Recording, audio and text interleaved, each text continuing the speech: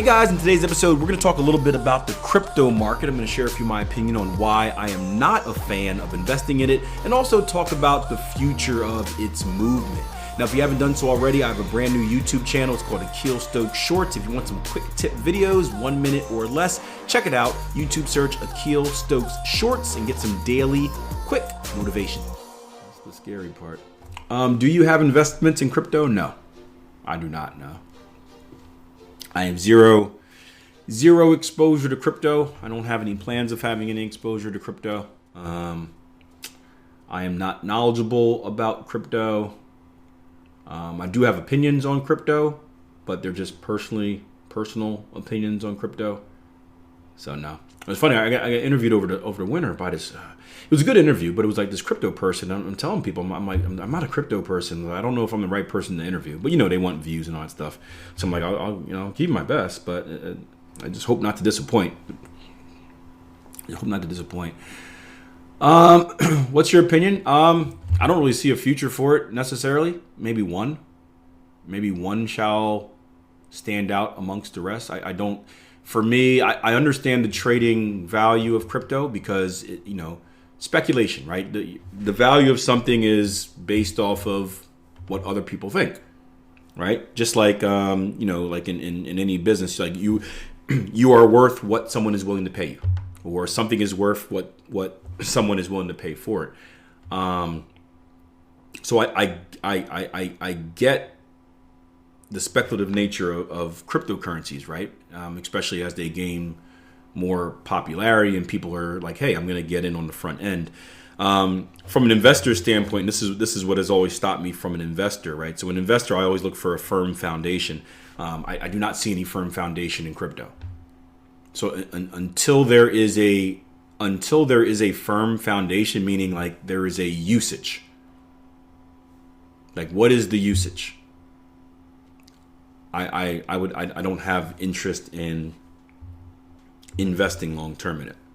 Trading is a different story, right? Trading, like Mike Belfiore talked about this. Like, all you need for trading is volatility, right? You don't care about what's happening 10 years from now as a trader. You're worried about what's happening in 10 minutes from now, right? So like, we were talking to Mike and SMB, and like they started getting into trading crypto because it's volatile and it goes up and it go down. They can make money as long as the market's going up and go down. But from a long time, from a investment standpoint, it reminds me of the Euro Swiss, right? You guys all know about the Euro Swiss crash, or I guess the Swiss crash in general, but the Euro Swiss was the main pair, where basically the Swiss bank. I'll go back on the chart. You can see it's we may be able to find it, maybe not. If you're looking at the chart, you can see it. But basically, the Swiss bank came out and said, hey, we're not going to let this thing go below $1.20. And then everyone was like, oh, it's an easy trade, right? The bank, the blatant manipulation, right? Like, there's manipulation in the market all the time. This is blatant manipulation where a central bank came out and said, we're not letting this go below $1.20. So common sense says every time something hits $1.20, what do?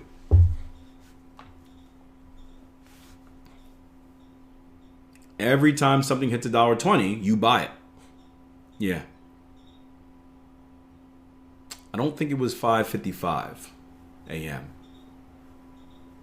But every time something hits $1.20, you buy it, right? Common sense, because we talk about elephant candles and supply and demand and being on the same side as insiders, right? This is basically an insider saying, hey, man, I've got all the money in the world behind this move, and I'm not going to let it drop below this level.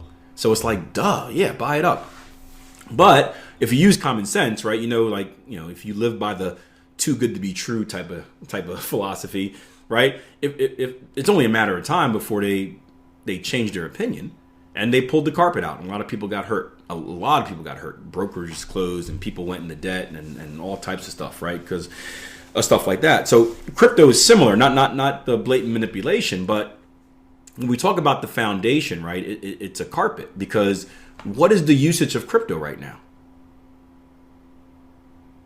Like, it's not widely accepted. Like, what is the value of something if it can't necessarily be used, right? So it's kind of like that carpet where it's like, again, you're betting on that one day it will become mainstream or have a solid usage, and then it will have a value.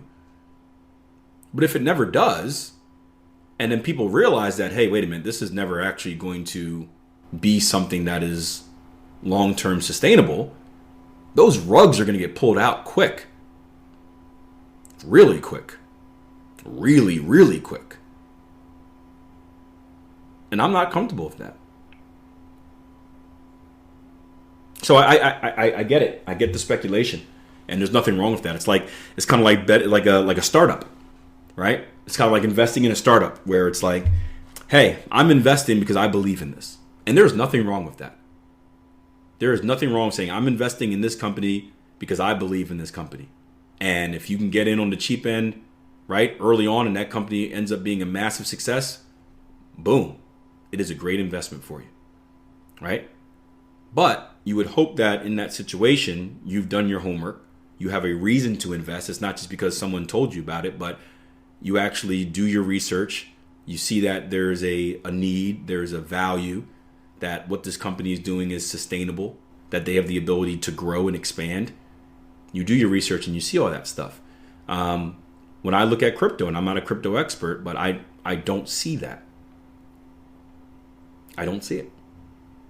So therefore, I don't have an interest in the long-term investments. Now again, it's interesting because you talk to crypto people. There's usually you're usually in one of two courts. You're either the people like me that are like, I don't see a value in it, or you're the people that are full in on crypto. So I'm not saying my opinion is the right opinion, right? I'm not an expert. You can talk to the tech people and they'll tell you all types of stuff. But that's just how when I evaluate it, when I see it, that's how I personally see it, and that's why I don't have an interest in it until there is a value. Until there is a value. Do you think it will eventually become more like a Forex pair, meaning more consolidative?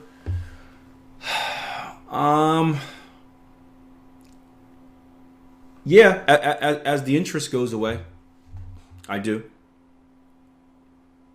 As the interest and the shininess wears off. So I think those are two things to take into account. Again, when Forex was new, right? Forex was like crypto, right? When Forex was new to kind of the mainstream, the public to trade, it was more like crypto, where it was this get rich quick thing. It was new. It was exciting. It was fast. It's the biggest market in the world by far, right? The New York Stock Exchange is like a puddle in the ocean that is the Forex market. And then over time, it became more realistic, right? A lot of the people that entered it for certain get rich quick reasons kind of saw what it was, and they went off to other things. And we saw a more consolidative nature in Forex. Again, now Forex is a different beast in general, just the fact that it's the currency pairs and whatnot. But yeah, I would expect that in crypto. You think it's like the gold rush, right? When it first comes out, it's boom and it's directional. And when it's directional, everyone's rushing towards it. And think about all your friends. Like, hey, should I buy Bitcoin? Should I buy Bitcoin now? I just heard it went up 100%. Should I buy Bitcoin now, right? And it's this gold rush. Everyone's rushing towards it. I think the longer people stay in it, and the less exciting, once it gets to that point where, I don't want to say supply meets demand, but once it gets to that point where it's not necessarily valued as the demand starts to decrease for it, I think you'll see it become more consolidative. I don't know if it will. I think the movement may be similar to the Forex market. Or you may just see a crash that never ends. Hope you enjoyed the podcast. Remember, Akil Stokes Shorts. Check out the YouTube channel. Just YouTube search Akil Stokes and write shorts after that. It'll come right up. Little quick 1 minute or less videos giving you some daily inspiration and motivation that will push you along your path to becoming a consistently profitable trader. I'll see you guys next episode, and thank you as always for checking out the Trading Coach Podcast. See you.